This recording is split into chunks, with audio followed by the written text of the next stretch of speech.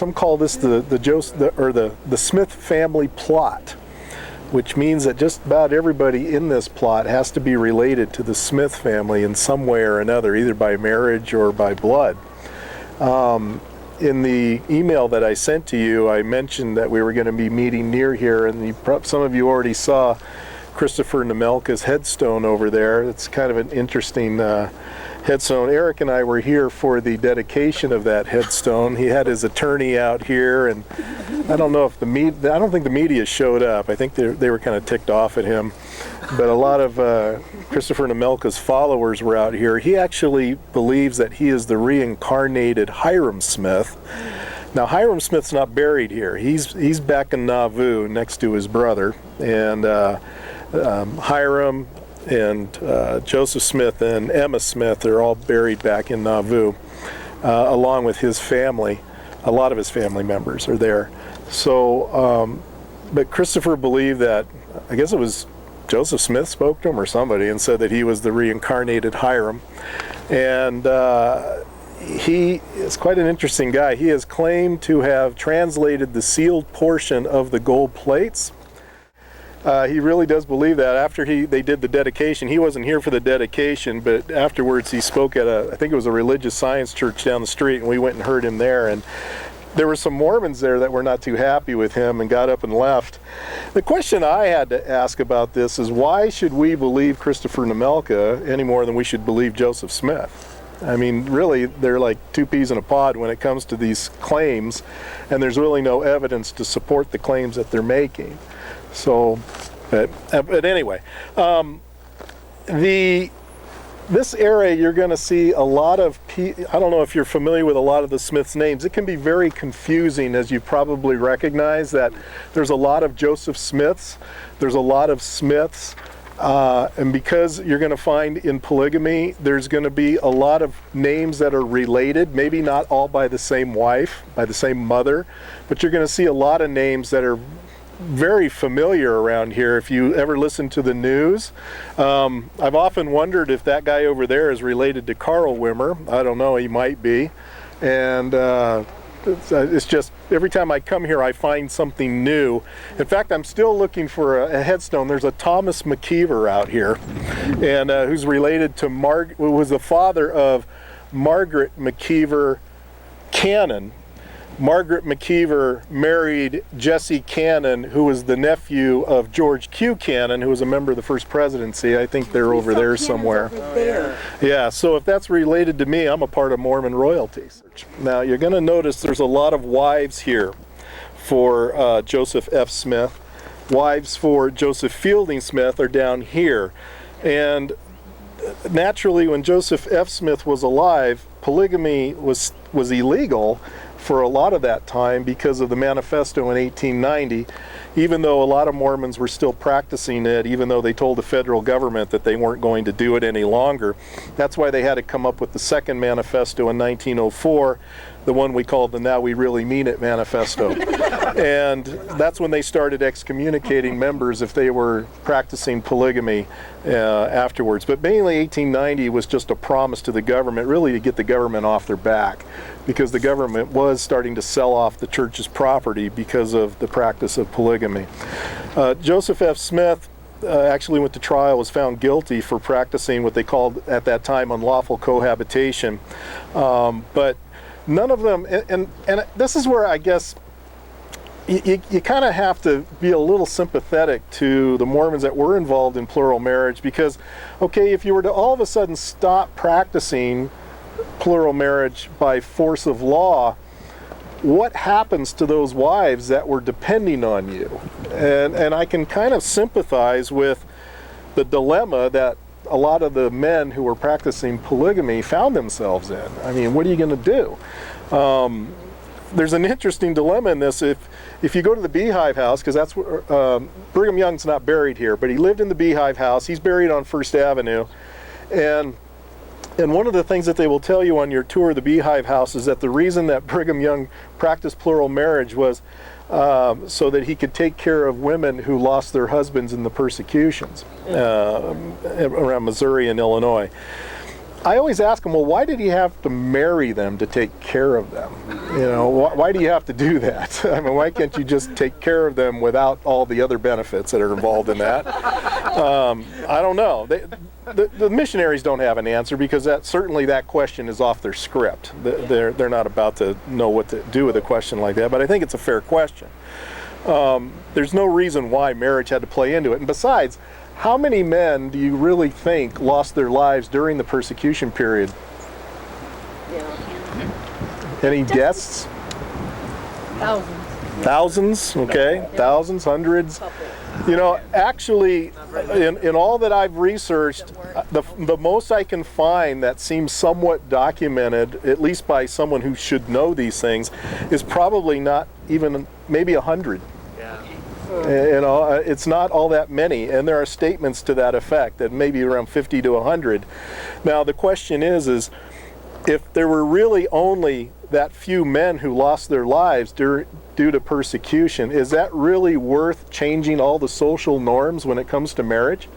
I mean, think about the Civil War, the American Civil War, or the War of the Rebellion, if you're from the North, or the War of Northern Aggression, if you're from the South. You can call it whatever you want.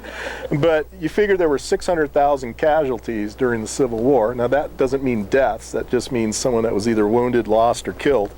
But you had 600,000 casualties in the American Civil War. You would think if there was ever a time to change your social norms when it comes to marriage, it would have been then. And of course, nobody really was saying that at all. So I don't think that argument is very good. What's being defined as the persecution period? The persecution period would probably be in Missouri in the 1830s, and then later on in the Nauvoo period in the 1840s. So it'd probably stretch over that decade. That'd probably be a good way of putting it. That they've come out with the Joseph Smith, all his wives, I was told today online that it was because of all the men that were killed in the war with Mexico. That's why they have to marry all these wives. So that's a new twist they're throwing in there. Do they consider Ohio was Consider how many Mexicans lost their lives, maybe that should have been something in Mexico they did. In the stuff I've read, I never thought a lot of them took care of their wives anyway. I mean, you read the 13th wife, she practically starved to death. She had to take orders to feed herself, so they weren't taking care of these women. That's true. In fact, Todd Compton, in Sacred Loneliness, the book that he wrote on the subject, he kind of gives you that impression too, that these women really weren't looked after like they should. There's a lot of problems, no doubt about that. Is there persecution in Kirtland, Ohio? There would be, well, in Kirtland it was mostly the Mormons mad at each other. So stealing each other's wives. Yeah, that's a good question. I don't know if they would count that as part of it, but anyway, here we have Joseph F. Smith and his wife. This is where that's the mother of Joseph Fielding Smith, if I get that right. There's a wife of Joseph Fielding Smith, Edna Lamson. Now there should be another one. This is the first wife, and then subsequently. Yes. Now, but this Edna Lamson, I don't think is his. I think these are his. You can kind of go by the dates. See the older dates? Wife of Joseph Sarah Ellen Richards. Yeah. Now there's one though. One of Joseph Fielding Smith's wives, and I'm not quite sure where she's located. I think she's down here. I don't know why she's separated, but let me check here. Yeah. Okay. There's Jessie Evans Smith. Okay. This is Joseph Fielding Smith's gravesite. Those are.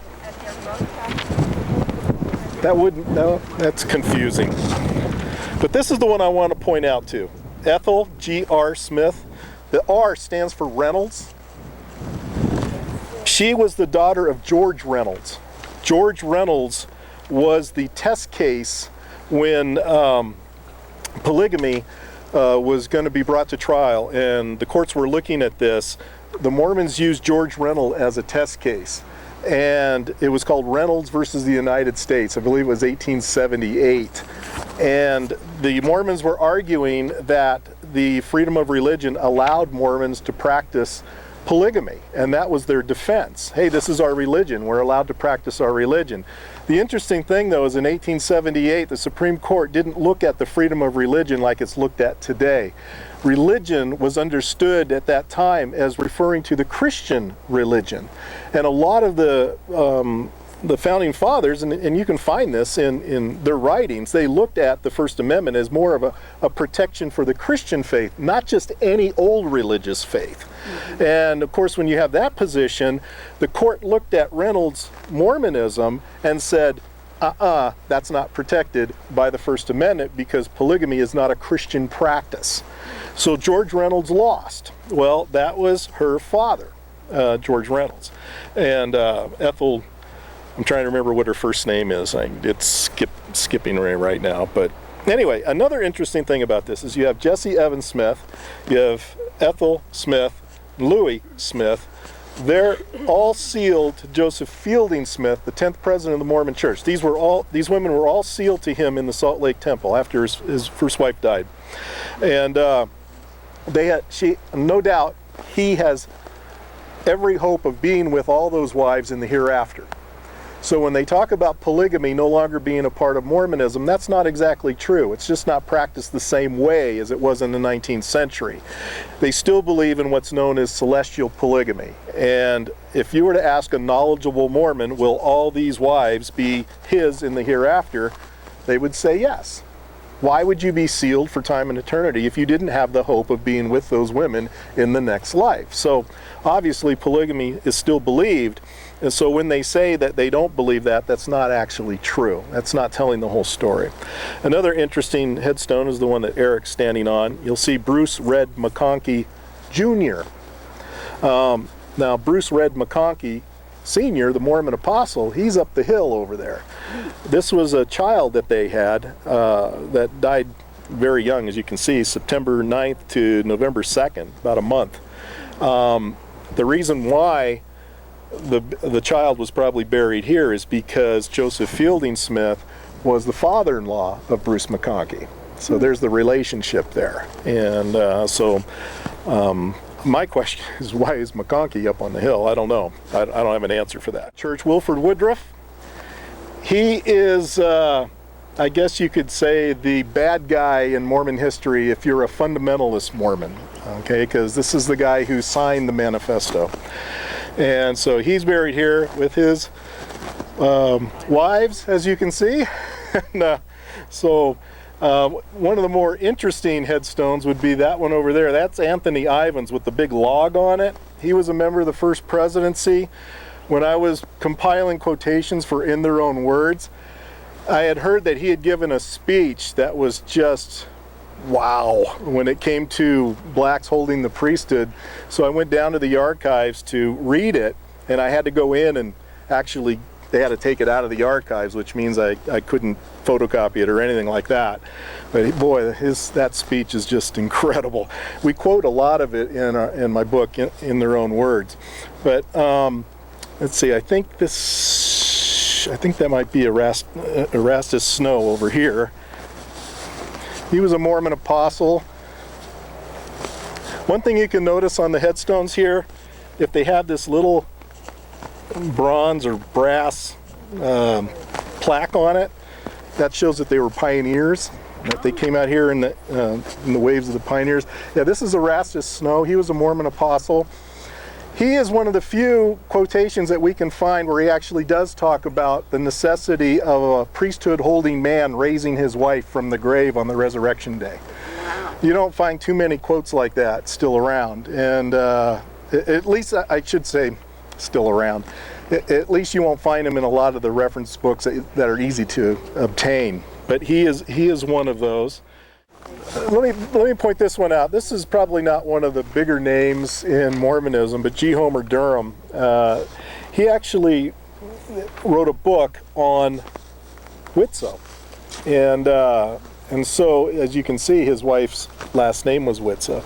John Andreas Whitso, a Mormon apostle, a Mormon scholar. In fact, I find that few Mormons really disagree if you can quote Whitso on anything. I guess you might say he was one of the first of the real modern presidents, and as I pointed out before, he's really the one that a lot of people credit to putting the kind of taboo, as the word was used, on using the cross. And if you look in the Book of Mormon, there's really no problems with the cross in the Book of Mormon.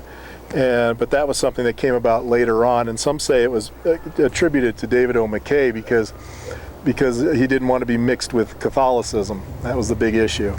That feeling still goes on today. You probably, if you hear young people who are Christians in high schools around Salt Lake City, sometimes are criticized for wearing crosses and such. And so it's still looked upon as something of a negative. I believe it was Joseph Fielding Smith who actually talked about, well, what if, Jesus had been stabbed by a dagger, would you wear a knife around your neck? And I don't know if the preaching of the dagger was to them that perish foolishness. Maybe I would. I don't know. I don't wear a cross anyway, but who knows? But anyway, just because a church doesn't have a cross on it, and I think that's a legitimate argument, because a lot of people will criticize the Mormons because they don't have a cross. I don't think you have to prove you're a Christian by having a cross. It doesn't do that. But why do you have almost a doctrine that teaches against the cross, especially since the cross is mentioned so many times in Paul's epistles especially? And certainly nothing that the Christians were ever ashamed of. So why are the Mormons somewhat ashamed of the cross? And so Howard Hunter's his big claim to fame is that he was not president for very long, less than a year.